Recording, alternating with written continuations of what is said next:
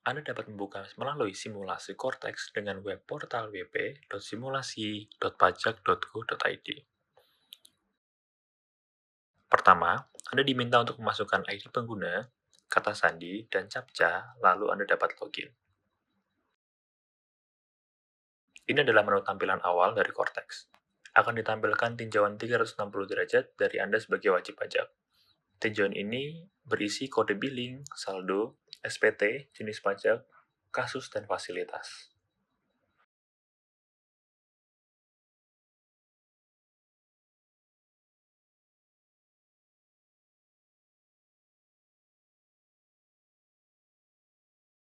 Di sebelah kiri terdapat informasi-informasi detail mengenai Anda sebagai wajib pajak.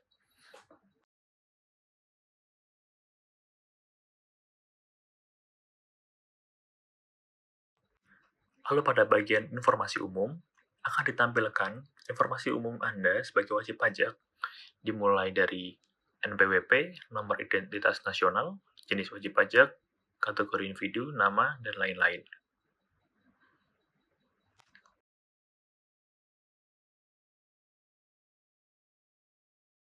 Pada bagian alamat, akan ditampilkan alamat Anda sebagai wajib pajak.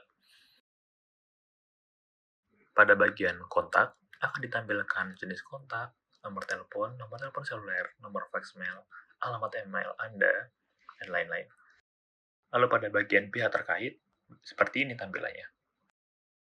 Lalu pada bagian objek pajak bumi dan bangunan, Anda dapat melihat data Anda yang telah Anda input. Lalu pada bagian klasifikasi lapangan usaha, akan ditampilkan klasifikasi lapangan usaha, kode ekonomi, deskripsi kegiatan oleh wajib pajak, berlaku dari kapan, dan valid sampai kapan.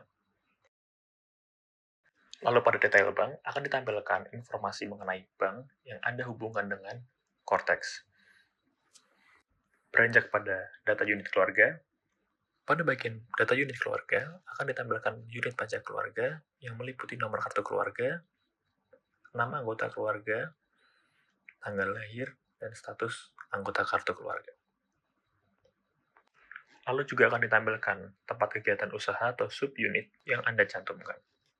Untuk bagian nomor identifikasi eksternal, terlihat masih belum tersedia untuk simulasi Cortex ini, dan akan diupdate ke depannya. Lalu pada bagian jenis pajak akan terlihat pajak-pajak apa saja yang Anda masukkan. Lalu pada bagian wakil atau kuasa saya, lalu Anda dapat beranjak ke bagian penunjukan wajib pajak saya untuk melihat siapa saja yang Anda tunjuk sebagai wajib pajak. Lalu ini adalah bagian dari verifikasi dua langkah atau autentikasi dua faktor yang Anda dapat aktifkan atau nonaktifkan. Lalu seperti inilah bagian permohonan yang tertunda. Lalu ini adalah bagian dari semua permohonan.